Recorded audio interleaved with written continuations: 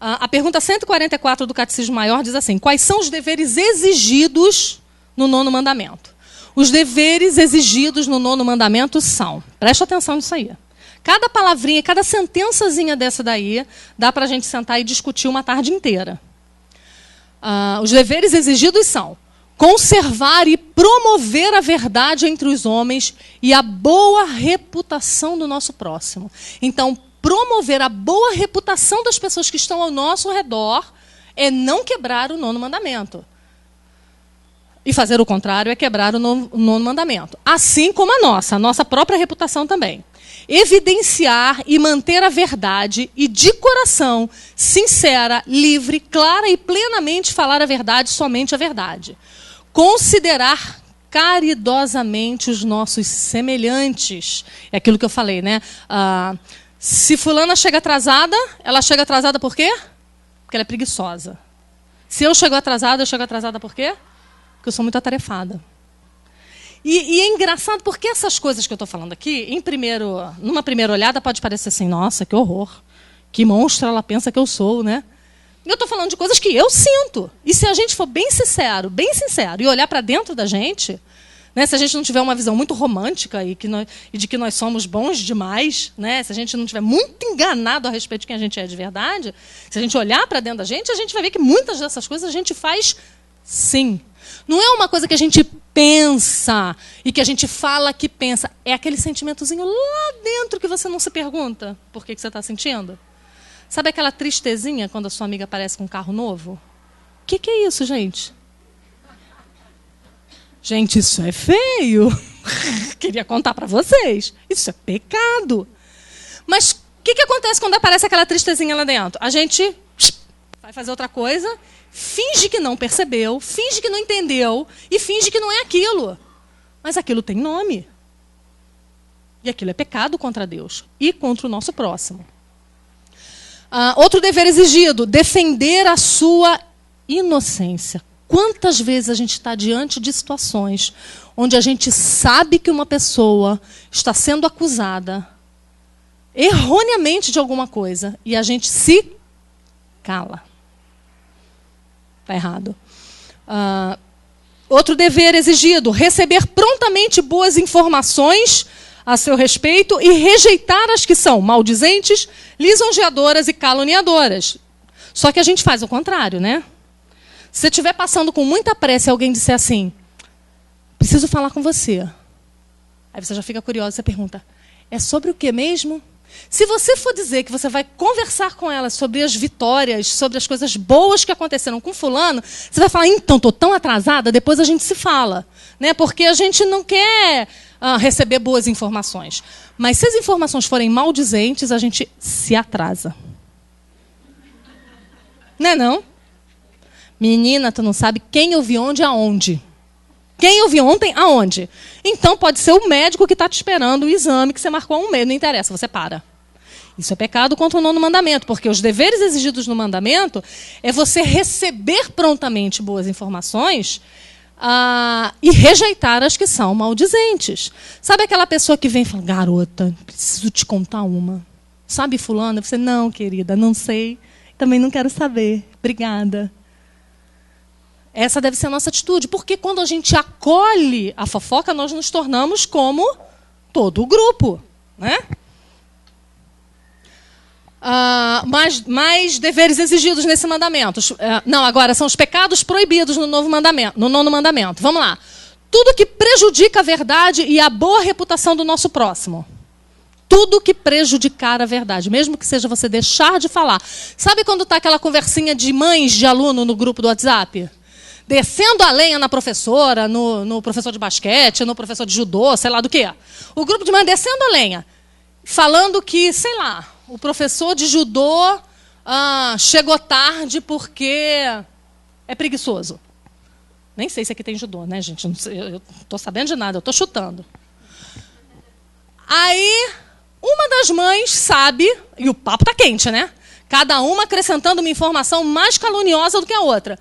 Uma das mães sabe que o professor teve o pneu furado, mas o papo está tão bom e cada uma está contando tanta novidade mais sobre o professor de judô que aquela mãe se cala. Então, ao invés dela resolver o impasse ali naquele grupo do WhatsApp e falar, não, gente, vocês estão falando demais, desculpa.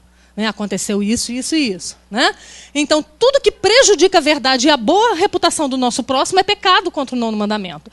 Pleitear cientemente a favor de uma causa má também é pecado contra o 9º mandamento. Uma coisa que você sabe que está errado, uma coisa que você sabe que não é bem assim, e você investe força, envida forças naquilo para aquilo continuar acontecendo. Suprimir a verdade e silenciar indevidamente em uma causa justa, como, por exemplo, a história do professor de judô que eu acabei de contar. Quando você silencia indevidamente numa causa justa, você também está dando falso testemunho. Falar a verdade inoportunamente ou com malícia. Olha que coisa interessante. Quando eu descobri isso, eu descobri que eu precisava de Cristo. Quando eu descobri isso, que isso era pecado contra Deus, eu descobri que eu precisava da cruz de Cristo urgentemente, porque eu não sabia que isso era pecado. Eu não sabia que falar a verdade, porque para mim, assim, falar a verdade, sempre. Aí tem aquele povo que fala, né, eu sou transparente, eu falo a verdade a qualquer hora. Quando você vai falar a verdade no momento que é inoportuno, que vai prejudicar indevidamente alguém, ou quando você fala a verdade para manter uma causa injusta, você também está errado. Pervertê-la, a verdade, né, em sentido falso, ou proferi-la duvidosa e equivocadamente para prejuízo da verdade ou da justiça. Falar inverdades, mentir, caluniar, maldizer, depreciar. Sabe quando o trabalho da pessoa é muito bom? E aí você fala, mais ou menos. Isso é depreciar. Né? Quando a pessoa se esmerou naquilo que fez e você não reconhece, isso é depreciar. Tagarelar, cochichar, escarnecer, vilipendiar, censurar temerária e asperamente ou com parcialidade, interpretar de maneira má as intenções, palavras e atos de outrem. Sabe quando tudo que você pensa a respeito dos outros é mal? Sabe quando a pessoa passou por você e não falou com você porque você não te viu? Pronto. Ela não falou comigo porque ela não gosta de mim. Tá de cara feia para mim. Não, ela só não te viu. Então tem gente que tem a mania de tudo que vê acontecer, acha que tem uma má intenção por cima. Né? Acha que tem alguma coisa muito ruim, uma intenção muito malévola por trás daquilo. Não consegue enxergar as coisas como elas realmente são ou passar por cima.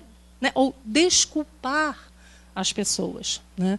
Então, vocês estão vendo quanta coisa está ligado à nossa fala, aquilo que a maneira como a gente se relaciona com as pessoas. Elogiar ou depreciar demasiadamente a nós mesmos ou a outros em pensamentos e palavras. Agravar as faltas menores. Descobrir desnecessariamente as fraquezas de outrem e levantar boatos falsos, receber e acreditar em rumores maus e tapar os ouvidos a uma defesa justa, suspeitar mal, regozijar-se na desgraça ou na infâmia de alguém, a inveja ou a tristeza pelo crédito merecido de outros, praticar ou não evitar aquelas coisas que trazem má fama, ou não impedir em outras pessoas tais coisas até onde pudermos. Então, no que depender de nós, o nosso dever diante de Deus é proteger as outras pessoas. É proteger as virtudes das outras pessoas e não se interessar por divulgar os seus problemas. O que tem acontecido muito? Muitos pais... em grupos do WhatsApp, e isso é geral. Todas as mães que eu converso, essa semana eu conversei com de duas escolas de duas cidades diferentes, do Rio de Janeiro e de Niterói, e as duas me disseram a mesma coisa. A mesma coisa. Que os grupos das mães do WhatsApp são piores do que os grupos das crianças do WhatsApp. E que as crianças estão gerando problemas e que as mães estão gerando 3 vezes mais problemas. Porque elas não têm limites. Elas acham que elas estão no quarto da casa delas falando apenas com uma pessoa, o que já seria ruim. Mas elas estão falando em grupo. Né? Então, mães que expõem os filhos umas das outras no grupo. Mãe que reclama do filho da outra, ao invés, aquilo que eu falei há um tempo atrás, ao invés de chegar a mãe, você não está satisfeita como aquela criança está tratando o seu filho, ao invés de você chegar com a mãe e falar, olha só, está acontecendo isso. A gente está perdendo isso, gente. A gente está perdendo essa hombridade, essa dignidade de chegar olho a olho e resolver os nossos problemas um a um. A gente acha que pelo WhatsApp vai ser mais fácil. Né? A gente quer se esconder, a gente quer falar tudo que a gente quer escondidinho. Né? A gente não quer dar a cara a tapa. Então, diante de todas essas advertências que nós lemos no 9º mandamento, né, nós nos achamos culpados diante de Deus. E vemos que mesmo quando nós dizemos que fazemos fofoca para o bem do outro, ou para o bem da escola e para o bem da família, já viu isso? Não, eu falei para todo mundo, mas é para o bem. É porque eu quero que melhore. Mas não foi na mãe da criança. Falou para a escola inteira, mas não foi na mãe da criança para dizer que seu filho está tendo problema com o filho dela. Né? Mas é para o bem. Né? A gente diz que é para o bem. Então, mesmo quando a gente faz isso, na verdade, a gente está mostrando apenas aquilo que está dentro do nosso coração e que nós estamos mostrando também que nós necessitamos desesperadamente da graça de Deus. E aí, como a gente está numa escola, qual é o papel da escola diante dessa crise ética do mundo virtual? Né? Os problemas que as escolas têm enfrentado, como eu já falei para vocês, são problemas seríssimos. E qual é o papel da escola? O que a escola pode fazer com tudo isso? Eu conheço pais que falam para a escola, falam para a professora, e o meu marido é professor de uma escola municipal, já falei isso para vocês, uma escola municipal no Rio de Janeiro. Então, vocês imaginam que se vocês têm problemas aqui, vocês imaginam o que isso se torna numa escola municipal, onde os pais estão tão ausentes, como estão em outras escolas também, mas numa escola municipal que é o caso deles, que é dentro de uma comunidade, onde os meninos de lá, os pais estão presos, os pais já morreram por causa do tráfico, a mãe tem vários filhos, cada filho de um traficante diferente, então é uma realidade louca. Né? Então, eles estão enfrentando esse tipo de problema lá, mas a gente está enfrentando esse tipo de problema aqui também. Em escolas boas também. Porque essas duas mães que conversaram comigo são duas mães de escolas particulares. Né? Não é dizer que é porque é numa escola municipal. Né? Os pais, tanto lá quanto cá, têm abdicado das suas responsabilidades de ensinar valores éticos aos seus filhos. E os pais têm jogado essa responsabilidade nas costas da escola. Quem forma o caráter de uma criança são seus pais. Essa responsabilidade é toda nossa, minha e sua. Somos nós que vamos passar para eles valores éticos, valores morais. Somos nós que vamos dizer para eles, meu filho, não se fala mal das pessoas por trás. Não se resolve problema sério por e-mail, por mensagem de Facebook ou por WhatsApp. Problema sério se resolve olho no olho, se senta, se marca um dia, se conversa. Eles estão perdendo, as nossas crianças estão perdendo até a prática de fazer isso, não sabem como fazer. Não, perdendo a prática, nós estamos perdendo a prática, né? Eles não vão ter nem a prática, eles nem vão ter, porque eles não estão aprendendo a lidar com os problemas como você tem que lidar realmente, homem a homem. Né? Mas porque nós não ensinamos. Né? E pior do que isso, muitos pais pensam que eles não ensinam e cobram da escola. Ou cobram, eu estou falando de escola porque eu estou numa escola. Mas meu esposo é pastor, e se você está na igreja, os pais cobram da igreja, como se a igreja tivesse a responsabilidade de ensinar tudo isso para os seus filhos. A gente está trocando as bolas. A gente acha que papel de pai e mãe é botar no mundo, pagar uma boa escola, pagar um plano de saúde bom, né, botar uma roupinha legal, levar para a Disney de vez em quando. Pronto, o meu papel está cumprido. Não é verdade. Os responsáveis pela ética, pela moral, pela vida espiritual do seu filho é você, sou eu. Não é a escola. Muitas vezes, inclusive, a escola precisa servir de mediador entre os conflitos que existem entre os pais. Então agora não basta só a escola ter que ensinar os filhos, ter que educar os filhos, agora a escola tem que educar os pais. Não pode, gente, está errado. Enquanto a escola estiver correndo para fazer o que você não está fazendo, ela está perdendo tempo de fazer aquilo que ela tinha que estar fazendo. Se cada um fizer a sua parte, né, então o papel da escola é, juntamente com a comunidade, juntamente com a igreja, juntamente com a família, formar aquele cidadão. Os pais são responsáveis em primeiro lugar. E é isso que a gente vai falar agora. O papel da família é estabelecer limites seguros. Mas a gente não pode mais estabelecer limite seguro porque na nossa casa, quem estabelece limite agora são os nossos filhos. É aquilo que eu falei no começo. São problemas reais que estão ganhando o mundo virtual. A gente não tem controle sobre a vida virtual do nosso filho porque a gente não tem controle sobre o nosso filho mais. Agora, quem manda são os filhos. Né? Mães que não têm acesso à senha dos filhos. Mãe que não sabe o que os filhos veem na internet. Não podem ter acesso ao histórico. Porque se tiver acesso ao histórico da criança, é uma invasão de privacidade. Né? É um absurdo porque está me vigiando, porque está tomando conta de mim. Exatamente. Tomando conta de mim. É para isso que a gente foi colocado como pai e como mãe. Para guiar os nossos filhos até que eles possam tomar as suas próprias decisões. Né? Então, o que acontece? As famílias estão abdicando. As famílias estão muito longe dos seus filhos, gente. Isso precisa ser revertido antes que seja tarde demais. Eu li uma vez num livro, achei muito interessante.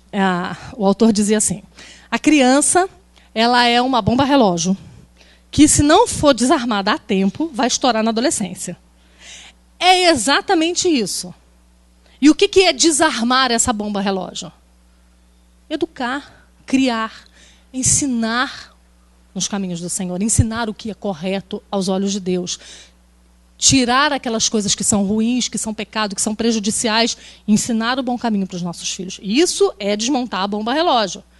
Mas a gente não faz isso, a gente está distante demais. Nós estamos trabalhando demais. Não só os homens, as mulheres também. Têm se ausentado demais de casa. A gente tem que, inclusive foi o primeiro assunto que a gente falou aqui, né? Terceirizar a educação dos nossos filhos. É isso que a gente tem feito. A gente tem terceirizado os nossos filhos. A gente tem terceirizado a nossa casa. A gente tem terceirizado o nosso marido. Muitas vezes. Porque a gente vive na mesma casa, mas vive separado, porque a gente não tem tempo para ele, nem ele para a gente. Por quê? Porque a gente está correndo demais. Porque a gente não tem tempo de pensar em estabelecer limite para os nossos filhos. A gente não quer se desgastar com isso, porque a gente tem coisa mais interessante para fazer. A gente tem dinheiro para ganhar, a gente tem viagem para fazer, a gente tem mestrado, a gente tem doutorado, a gente tem muita coisa que a gente tem que dar conta. E a gente está esquecendo o que é principal. E o pior, gente, a gente não só está deixando de fazer o nosso papel, como a gente está cobrando de quem a gente não deve cobrar, que é da igreja, da escola. Achando que eles têm que dar conta de uma responsabilidade que é nossa. Né? Eu estava contando para as meninas hoje que você viajar de avião é muito engraçado com criança. Porque você passa por umas situações que... E eu que já fui mãe, assim, já fui mãe, eu sou mãe, né? Mas eu que já fui mãe de criança pequena, eu fico indócil quando eu vejo umas coisas dessas. No avião, então, em qualquer lugar você vê show de horrores, né? De criança jogando no chão, chutando a canela do pai, né? Um brutamonte desse tamanho, de 2 metros de altura, e um pirralhinho de 2 anos chutando a canela dele, e ele tem que obedecer o que o seu senhor está mandando, né? Aí hoje, vindo para cá, tinha um menininho sentado na fileira do lado com a mãe, no colo da mãe. O menino tinha 1 ano e 11 meses, eu sei porque a mãe disse. E o avião ia decolar. Aí a aeromoça veio e falou, precisa colocar o cinto nele. Precisa colocar ele na cadeira e colocar o cinto. Aí ele estava quietinho no colo dela. Quando botou ele sentado na cadeira, ele começou a gritar, porque ele não queria ficar na cadeira. E aí a mãe pegou ele no colo. Aí ele se acalmou. Aí a comissária falou, ele precisa ir para o banco. Aí sabe o que a mãe respondeu? Ah, mas ele não quer. Como assim ele não quer? Ele não tem querer. Como dizia minha avó, eu que sou eu não tenho querer, você querer quer ter? Né? Como assim ele não quer?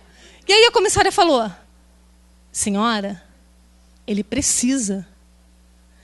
E aí me deu uma pena daquela criança, porque aquela mãe está dizendo para ele que o mundo gira em torno dele, e o mundo não gira em torno dele. Então, quando uma mãe não faz isso, não coloca limites para o seu filho, ela está expondo essa criança de forma terrível a sofrimentos físicos, emocionais, espirituais, a todo tipo de sofrimento. Né? E a moleza da mulher? E a vontade que eu tinha de levantar? Minha filha, dá licença, senta aí, moleque, bote esse cinto. E pare de chorar, engolir esse choro. Se alguém fizesse isso, eu vou te dizer, ele ia ficar quietinho. No instantinho ele ia arregalar, butucar o olhão e ia ficar quietinho. Agora a mãe fica, tadinho, ele não quer. O sangue ferve.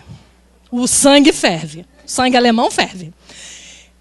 E aí a moça falou, olha, simplesmente o avião não pode levantar voo. Agora olha que coisa linda. 200 pessoas no avião esperando o príncipe querer ter a vontade e o desejo de se sentar. Isso é um absurdo, gente. Isso é um absurdo. É essa sociedade que a gente está formando. É nessa sociedade que a gente vai viver. De pessoas que só fazem o que elas querem a hora que elas querem. E o menino não conversou, gritou, chutou, deu na cara da mãe. Foi um inferno para fazer o menino sentar. Ele teve que sentar, porque o avião tinha que decolar. E assim que a aeromoça saiu, o que ela fez? Tirou e botou ele no colo. Então, assim, a vontade dele é feita sempre, né? E isso em todas as áreas. Isso em todas as áreas da vida das crianças. Inclusive na área virtual. Né? Os pais têm medo dos filhos. Gente, criança é criança? Eu não entendo por que adulto tem medo de criança. É para ser o contrário. Criança é que tem que ter medo de adulto se fizer besteira. Mas os adultos têm medo dos filhos. Tem medo de dizer que não pode, de dizer que tudo que ele fizer vai ser controlado, vai ser visto. É lógico que isso tem idade, né, gente? E a educação é para isso. Você educa o seu filho para que ele ande sozinho. Né? Então, quando ele é muito pequeno, você prende bem e depois você vai naquele joguinho de soltar e prender, até ele ganhar sua confiança, até ele demonstrar que ele é digno da sua confiança, e você vai soltando para que ele ande sozinho. Essa responsabilidade é nossa. Né? A família tem estado ausente. Os filhos exigem privacidade, os pais obedecem. Os filhos dizem que o quarto é dele e que você só pode entrar se você bater. Aquele quarto que você paga, a luz, o aluguel, aquele quarto que é você que paga, ele diz que é dele. E que você só pode entrar se você bater. E a gente obedece. Gente, que mundo é esse? O mundo está de cabeça para baixo. Esse não é o papel da escola, tá, gente? Impor limite seguro para os nossos filhos é papel nosso. Eu conheço mãe que vai brigar com a professora porque o menino tirou foto que não devia ter tirado de sala de aula e postou no Facebook. Ora. O que a professora poderia ter feito? Ela nem viu a foto tirada. O menino postou, sei lá, em casa ou na hora do recreio. Ela nem viu. E aí a mãe foi cobrar da professora por que é que o menino estava postando foto da escola, da sala de aula, na hora que ele deveria estar em aula.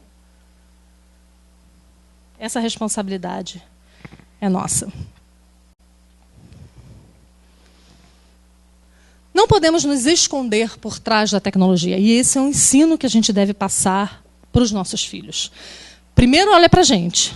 Primeiro, olha para as coisas que a gente tem feito, para os estragos que a gente tem causado. Isso aí também, quando você vai falar de família, cunhada com cunhada, sogra com nora, sogro com sogra, em grupo do WhatsApp, é um inferno.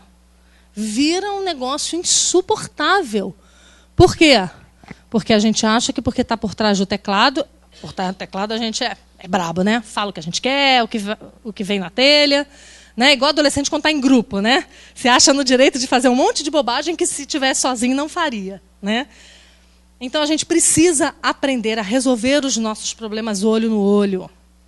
A gente precisa aprender a respeitar as pessoas mesmo no WhatsApp. A gente precisa aprender a falar respeitosamente com outras pessoas e sobre outras pessoas, mesmo no WhatsApp, mesmo julgando que ninguém vai ver. Antes de nós resolvermos a questão com a pessoa propriamente dita, muitas vezes a gente tem ido para o WhatsApp.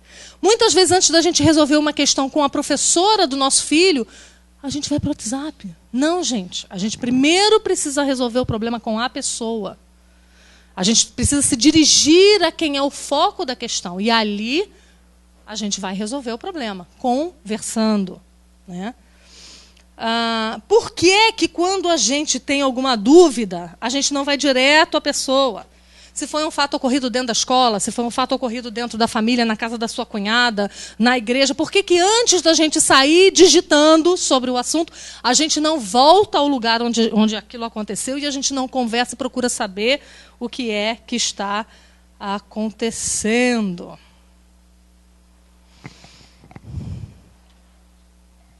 E aí, a gente volta à primeira pergunta, né? Qual é o nosso verdadeiro problema? A raiz de todos os nossos problemas, tanto na vida real quanto na vida virtual, é o pecado, né? Porque nós, quando estamos vivendo uma vida à parte de Deus, então a gente faz escolhas que estão à parte de Deus e à parte de sua palavra, né? Por causa da queda, todos os atributos que foram comunicados ao homem na criação foram corrompidos. O que são atributos? A teologia chama de atributos comunicáveis e atributos incomunicáveis. É aquilo que Deus sopra no homem quando cria o homem, né? Os atributos incomunicáveis são aqueles que não foram transmitidos a nós. Eternidade, onipotência, onipresença. Mas vários atributos de Deus foram transmitidos a nós na criação. Bondade, justiça, piedade. Todos esses atributos que foram comunicados a nós na queda foram corrompidos. Por isso que a gente precisa de Cristo. Por isso que a gente precisa correr para a cruz de Cristo. Porque em nós não há solução para o nosso problema. A boca fala do que está cheio o coração. As mãos teclam o que está se passando lá dentro de nós. Buscar resolver só o que está acontecendo exteriormente faz parte do processo.